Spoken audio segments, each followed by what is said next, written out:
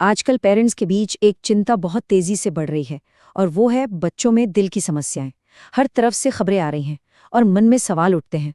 तो इस पूरी जानकारी के विश्लेषण में हम तथ्यों को समझेंगे और ये जानेंगे कि असली जोखिम क्या है और हम इसके बारे में क्या कर सकते हैं।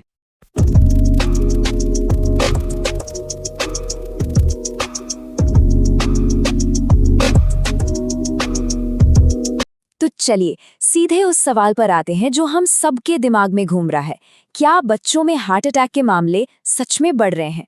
ये सवाल सुनने में ही डरावना लगता है, लेकिन इसका जवाब जानना बहुत बहुत जरूरी है।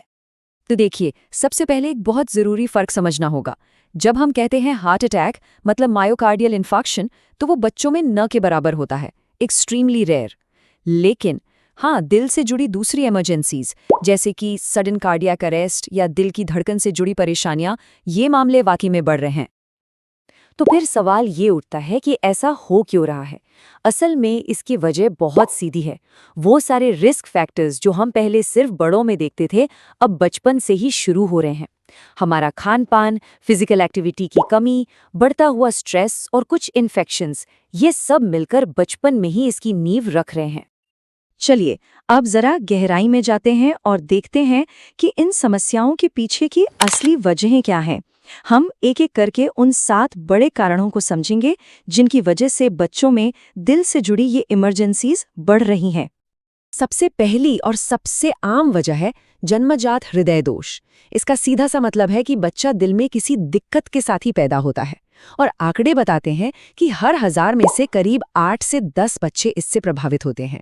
इसमें दिल में छेद होना या वाल्व की प्रॉब्लम जैसी चीजें शामिल हैं। दूसरी वजह है मायोकार्डाइटिस, यानी दिल की मसल्स में सूजन आ जाना। ये अक्सर किसी वायरल इन्फेक्शन के बाद होता है और हाँ, खासकर कोविड-19 के बाद इसके मामलों में काफी बढ़ोतरी देखी गई है। अगर किसी बच्चे को तेज बुखार के बाद बहुत ज्यादा कमजोरी या सीने में दर्द महसूस हो, तो ये एक वार्निंग साइन हो सकता है। अच्छा, यहाँ 2 अलग अलग वजहें हैं।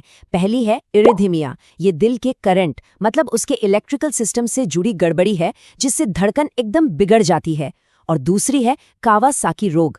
ये एक रेयर बीमारी है जो खासकर छोटे बच्चों के खून की नसों में सूजन पैदा कर सकती है और दिल को नुकसान पहुंचा सकती है। र्यूमैटिक हृदय रोग ये एक ऐसी बीमारी है जिसे असल में रोका जा सकता है। ये गले के एक आम से बैक्टीरियल इन्फेक्शन जिसे स्ट्रेप थ्रोट कहते हैं, उसका सही टाइम पर इलाज न होने की वजह से होती है। धीरे धीरे ये इन्फेक्शन दिल के वाल्व को खराब कर देता है और चिंता की बात यह है कि भारत के कई ग्रामीण इलाकों में ये आज भी काफी कॉमन है। अब बात करते हैं उस कारण की जो सीधे सीधे हमारी आज की लाइफस्टाइल से जुड़ा है। बच्चों में जंक फूड का चलन, घंटों तक स्क्रीन के सामने बैठे रहना और खेल कूद की कमी, ये सब मिलकर हाई बीपी, हाई कोलेस्ट्रॉल और प्री डायबिटीज जैसी दिक्कतों को जन्म दे रहे हैं, जो आगे चलकर दिल की बीमारियों का सीधा रास्ता बनाते हैं। और 7वीं वजह है एक जेनेटिक यानी आनुवांशिक बीमारी। इसमें बच्चों का कोलेस्ट्रॉल लेवल जन्म से ही खतरनाक रूप से हाई होता है और अगर इसका पता लगाकर इलाज न किया जाए तो सोचिए, ये बच्चे 15 से 20 साल की छोटी उम्र में ही हार्ट अटैक के गंभीर खतरे में आ सकते हैं। तो हमने कारणों को तो समझ लिया, पर अब सबसे जरूरी बात पर आते हैं, हम इसे पहचाने कैसे। चलिए अब उन वार्निंग साइंस यानी चेतावनी भरे संकेतों की बात करते हैं जिन्हें जानकर हम प्रॉब्लम को समय पर पकड़ सकते हैं और उसे एक बड़ी मुसीबत बनने से रोक सकते हैं। इन लक्षणों को ना कभी भी हल्के में नहीं लेना चाहिए।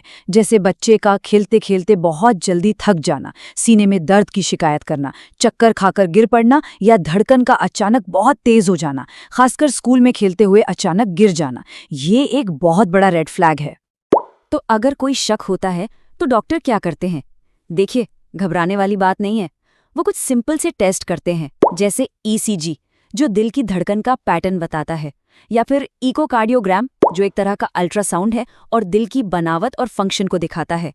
इन टेस्ट से प्रॉब्लम को पकड़ने में बहुत मदद मिलती है। अब हम इस पूरी बातचीत के सबसे जरूरी और एक्शन वाले हिस्से पर आते हैं, रोकथाम। हम क्या कर सकते हैं ताकि हमारे बच्चे सुरक्षित रहें? ये एक एक्शन प्लान है जिसे पेरेंट्स घर पर और स्कूल अपने लेवल पर लागू कर सकते हैं। पेरेंट्स के लिए ये एक सीधी सादी चेकलिस्ट है।